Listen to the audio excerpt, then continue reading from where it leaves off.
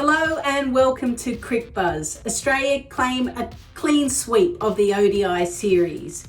It was a dominant display with bat and ball. Australia won the toss and elected to bat, and they were looking like they were going to score well over 350. But the Indian spinners in the middle part were able to restrict the Aussies once they broke the opening partnership of 189. Then in the field, Australia took their game to another level from a fielding department. It was almost like they were having a challenge against each other. Some wonderful catches taken. And in the end, India had a huge defeat. 190, they were bowled out for 148, which is the third largest defeat for India. Well, it's hard to look past Phoebe Litchfield, her second ODI 100, and certainly has improved in all three encounters. Then it was great to see the skipper of the Australian side, Alyssa Healy, notch up a half century, 82 in fact, and it's her first half century since taking over the leadership of the Australian team. Then India were able to fight back 4 for 34 once they were able to dislodge both of the openers. And then we must mention Dipti Sharma.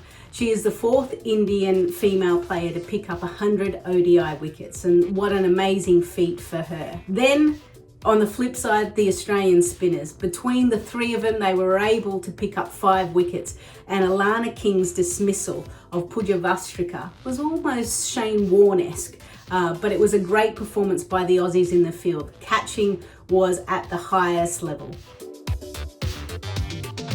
Phoebe Litchfield again, 119 runs, and I mentioned that she has gotten better throughout the ODI series. It feels like the Indians had their measure and she had to figure out how to score runs on a turning pitch. She was able to use her reverse sweep. Obviously from a hockey background, she can play that with ease, plays it with power, and she certainly had answers for whatever the Indians were throwing up. And then in the field, she took 2 classic catches. It was amazing to see such a wonderful smile and enjoyment of one of the youngest players within the Australian side. And it's scary to think what she's going to achieve in her career. After 14 ODIs, she's averaging 60 with 2 centuries with that. So look out for Phoebe Litchfield.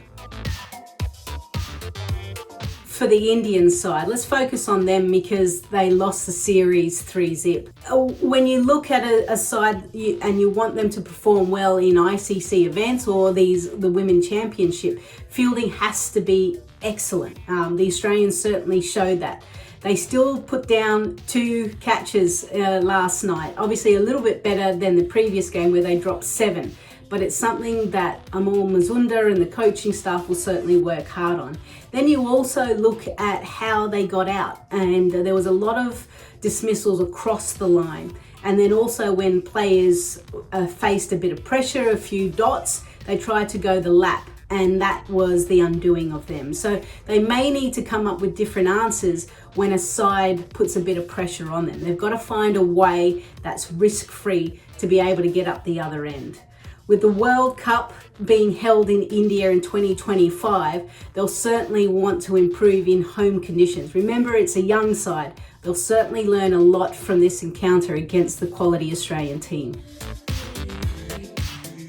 Well, with 2 series done and dusted, the Indian side obviously winning the Test and then the Aussies winning the ODI series, we start the T20 series, and it starts on the 5th of January, but we move locations to DY Patel Stadium in Navi Mumbai.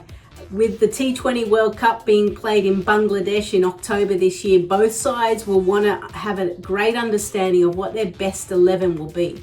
We would expect similar conditions as well. Maybe DY Patel will be fast and bouncy. We've seen that in the WPL, but these 2 great sides will go head to head in the shortest format. And I hope there's an amazing crowd to cheer on these 2 sides. Make sure you tune in to Cricbuzz and for the recap of the first T20 International.